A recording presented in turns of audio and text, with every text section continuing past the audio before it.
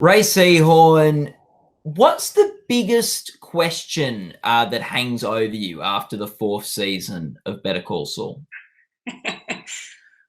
Biggest question, well, the biggest one I'm asked constantly is where is she in Breaking Bad years, and what happens from here? But I don't know. I certainly was surprised many times this season alone. It was such a crazy roller coaster ride for the Kim character. So every time I think there's only a few possible ways something could go, they find other ones. So I've given up on guessing.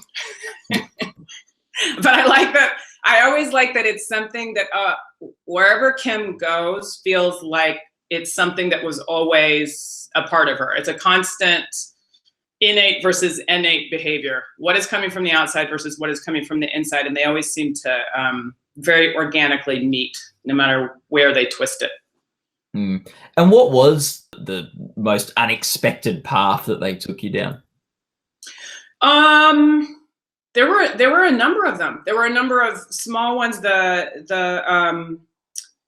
The scene where Kim goes in to check about the estate, about Chuck's estate early on in the season, and then ends up just ripping into Hamlin. I didn't see that coming, so much so that the episode before, which I believe was 401, the first one, when she sits there quietly when Hamlin says it's him, he thinks it's his fault that Chuck killed himself, and then Jimmy says, well, I guess you'll just have to live with that.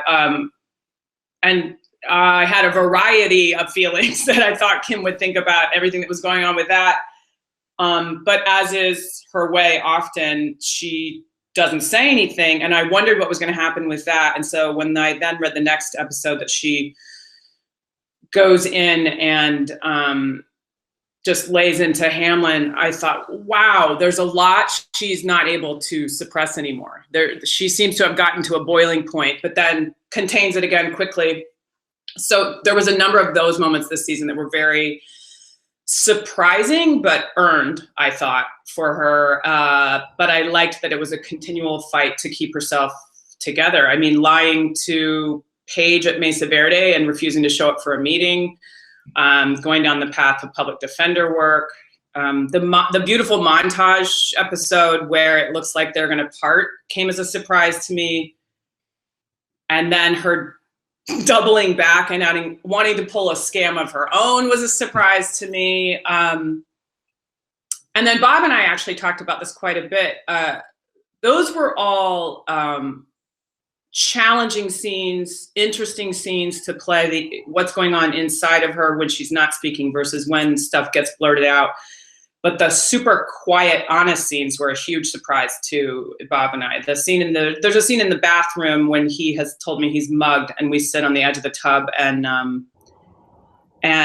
he admits, I think there's something wrong with me, and they're just incredibly honest and quiet with each other for a moment, which for them at this point is quite dangerous. For a show like this, are you really going to lay all your cards out?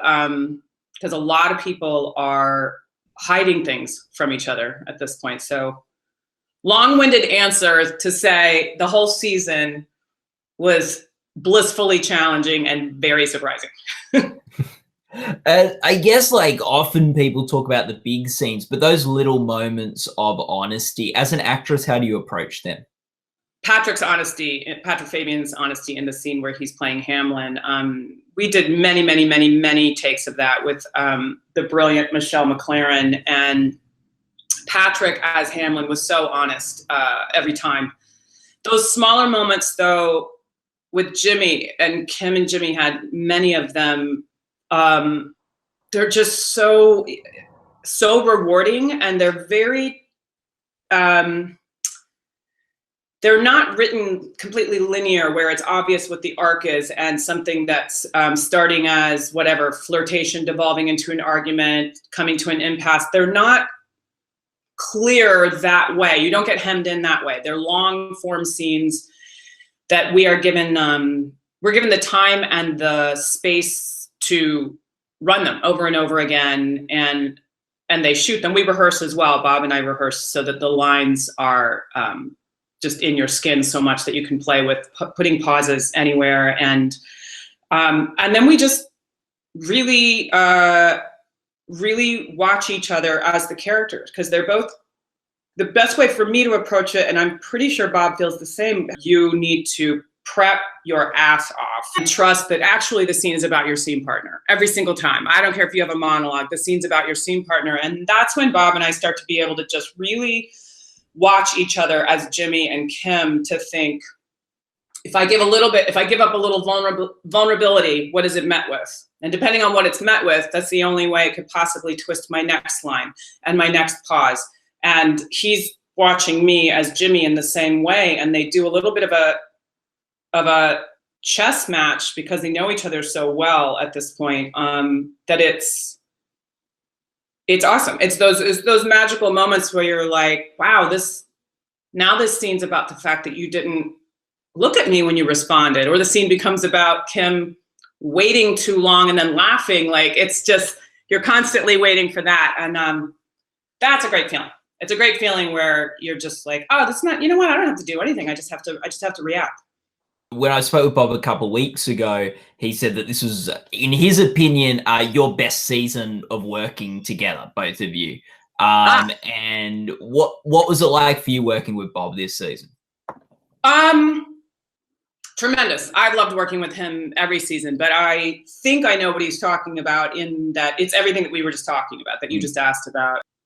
Yeah, Bob and I we had a really great time navigating that, and navigating who are these people now. They're very different to each other and individually than they were when they started in season 1. And he and I both take a lot of pride in mapping that. With Bob, what do you think makes your dynamic work so well on screen?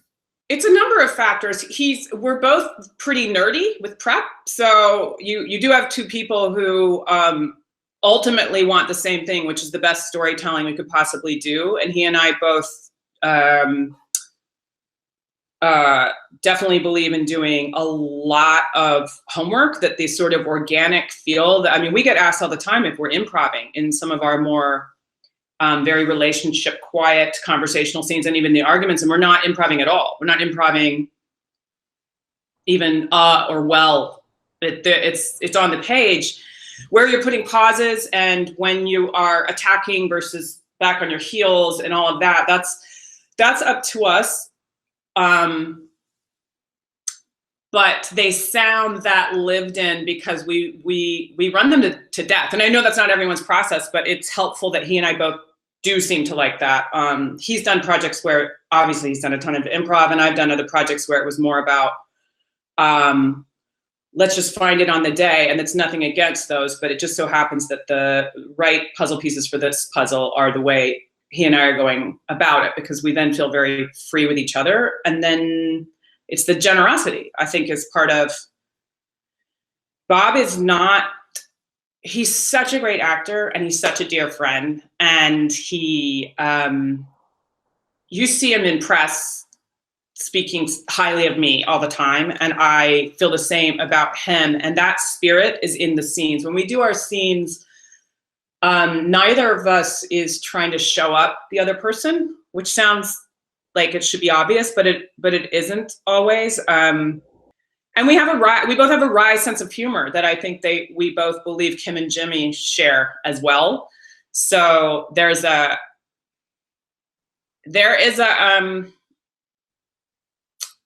shared language that the two of them seem to have, that he and I can now plug into. That's fun. Yeah.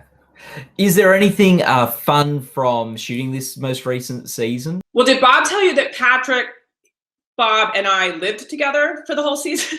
No. We had to rehearse so much. And you all have to rent places, and you're getting home at 2:00 in the morning by yourself. And we all, even if you're not in a scene, if Patrick has scenes with Bob and Bob's on set, then I rehearse scenes with Patrick. And at one point, Michael Manda was going to live with us too, but then his wife was able to come down, so they lived together. But it sounds like we're unnecessarily a close-knit cast, but it actually has much more to do with the geekiness going on in the cast. How can we run lines and discuss scenes more till you drop dead tired? And that turned out to be renting this house that was a great house that had sort of private quarters. So you were definitely able to be alone. And then there were like 3 different bedroom master suites that come off of it. And then this main room that became about, it became about 2 things: rehearsing ad nauseum. So it was just like theater world in the middle. And then the second thing seemed to be about watching Wild Wild Country. That was a big, the documentary. We were obsessed. So a lot of people ask me why I didn't film us at home, because it was pretty funny, but it was also more boring than I think people would think, because, just a lot of rehearsal. And then what else? I mean, crazy windstorms. We had equipment actually get blown from inside of a truck and down the road once. A camera, awful, expensive. Wow. There was massive windstorms. I'm trying to think if there was anything particular. We laugh a lot. All of us. And I was trying to think, you know what? If I think of something, I'll call you back. Yeah, feel free to. Yeah. It's a lot of fun. I mean, you'd be surprised how much you laugh in like some of the darkest scenes. The montage was hard to shoot, but quite funny. And just so everyone knows, I've gotten a lot of people asking me, why is the cast on the wrong arm on Kim in one of the montage scenes? It's not. It's because of the way they're filming the mirror. Sometimes you're filming Kim standing, and then at one point they do 2 mirror shots in a V, and it's because it's a reverse twice image, reverse this way and reverse this way. And so people are like, oh, they made a mistake and put the cast on the wrong arm. And I was like, there's like 200 people that approve what I'm doing at all times. There's 0% chance my cast would have been on the wrong arm. And I had a lot of funny stuff come up, awkward, just because it was a real cast. That's a real plaster cast that paramedics put on every single day before I start shooting. And it's sawed off at the end of the day. So I couldn't dress myself. Sometimes needed help going to the bathroom, and couldn't eat by myself. So I bonded a lot with my crew. With living with Bob and Patrick, is there anything you learnt about them? Patrick, and Bob will agree with this, Patrick Fabian does more by 6 a.m. than everyone else has done the entire day. I've never seen anything like that. And if you follow him on Instagram, I used to think he was making half of the shit up, but he's not. You wake up and you see his biking stuff out, and he's clearly been on a bike ride or a swim, but then also went and handed out backpacks to like underprivileged kids somewhere, and then ran a marathon and came back. It's insane. It's slightly depressing, and he cooks well. He cooked for all of us a lot.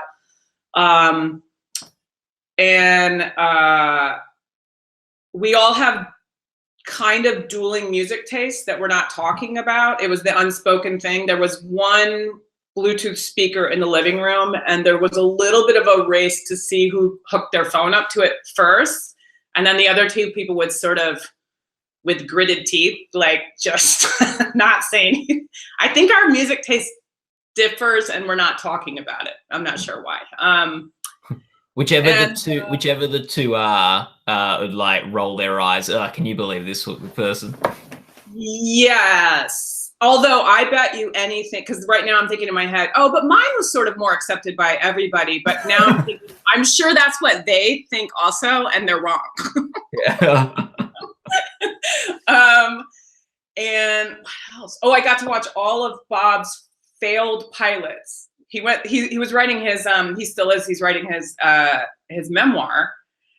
And he had to work on that. And at one point he wanted to revisit failed projects, or projects that he thought were successful, but they weren't picked up, versus projects that he actually thought fell apart for other reasons. And that was really, we were laughing our asses off. He has a great, he has a awesome ability to laugh at himself and then move on. Of just like, oh yeah, no, I messed that up. Training for an action film, which I tried to take multiple times because he did it in the driveway with like neighbors walking by. This very strange martial arts training was going on in the driveway if you happen to drive by our house on certain mornings. Oh, there you go. What an exciting season.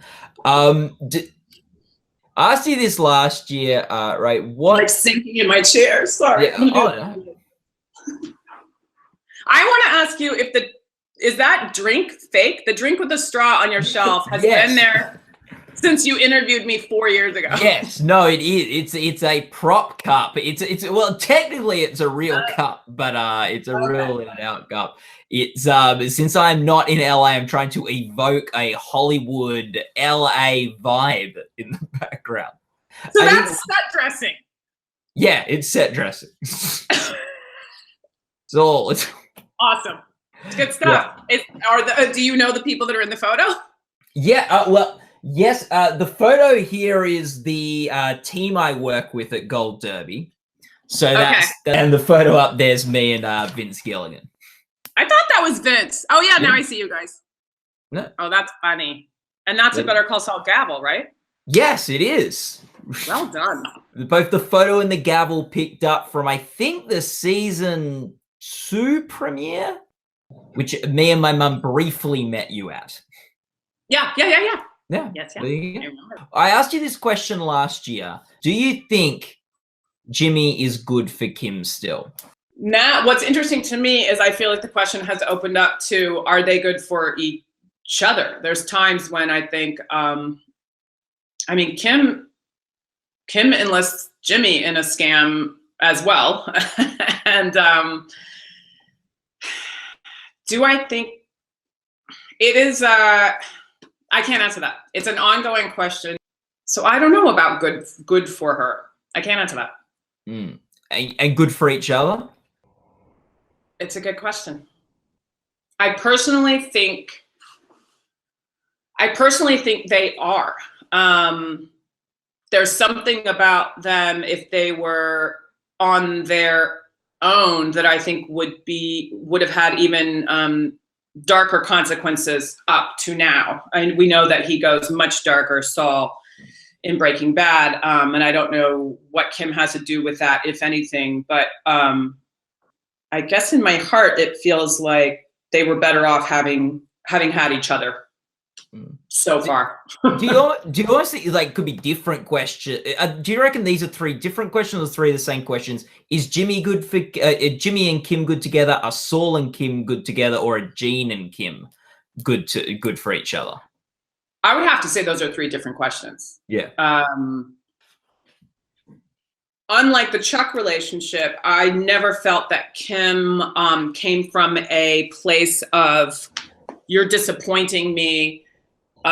You'll always be less than, you'll never rise to my expectations. And wanting him to have the things he says he wants. If you want a seat at the big kids table in a law office, then I'll help you get that. If you don't want that, then you need to own and say that you don't want that.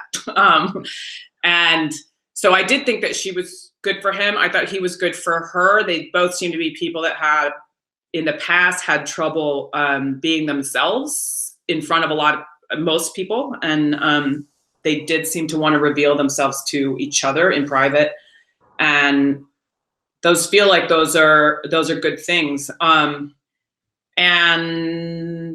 Saul and Kim is a big question. I mean, that's a huge question that I don't know what they're going to do, because I would have been able to answer the Kim that we met, episode 1, season 1 of the whole series.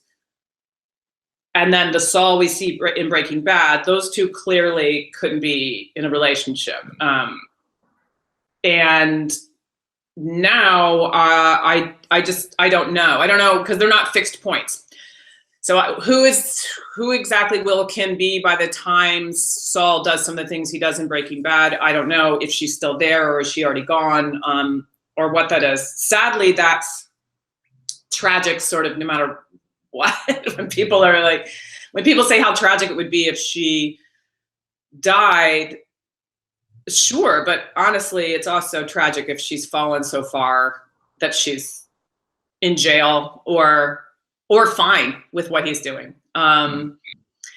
Little by little, they keep showing that there's a Kim. There's also a Kim that we didn't know about. That's sort of who she is. That you can't completely blame on Jimmy. She didn't come up with a scam because she met Jimmy. Not in my opinion. So I can't even answer that one. And then the Gene is entirely unknown territory. Oh yeah, for sure. I don't know. I've often joked, like, does she work in the mall near him? I have no idea. I find that segment of the story very fascinating. Yeah. Very much so. Well, right, it was a real world season for Kim this year, from standing up for Jimmy to Hamlin to having probably first big fight with Jimmy, and even smaller moment. That scene, that was epic. Yeah. Yes. Jen Hutchinson wrote that, and Vince Gilligan directed it, and it was amazing. And also just little smaller moments, like a reaction to the letter. Yeah, that was lovely. That was Dan Sackheim directing, from Gordon Smith's beautiful script. Also very challenging scene, because both of us had to, for much of the scene, do the opposite of what we normally do, which is stay in your own bubble and don't be affected by what the other person's doing. Kim is partially affected by his lack of emotion, but it's also, as Dan and I talked, and Gordon and Peter Gould, who did a tremendous job show running this season, we discussed that this is also about a lot of internal stuff for Kim. By the time she breaks down crying, and then is terribly embarrassed and has to leave the room, it's not just about Jimmy. It's about her as well, and complicitness in Chuck and guilt and Mesa Verde and 4 years of crap. Yeah, it's a big season. All the best, Ray, for the future of Better Call Saul, but also for all the awards prospects down the pipeline, with the Golden Globe nominations, Screen Actors Guild, but also next year's Emmy Awards. Next year's. I'm trying to get my head around what year we're in. I know, right? Yeah, we were ineligible for Emmys because of when we were shooting and airing, but eligible for this year's Globes. What else did you say? Critics' Choice. Screen Actors Guild, obviously. Yes. Yeah. So yes. So and then Emmys for 2019. Yeah, there you go. All these things people can be voting for. Better Call Saul and Rhea Seehorn in. All the best. It's so lovely to talk each season. It's always wonderful to talk to you. Thanks. Yeah, and happy holidays. You too. Have fun traveling.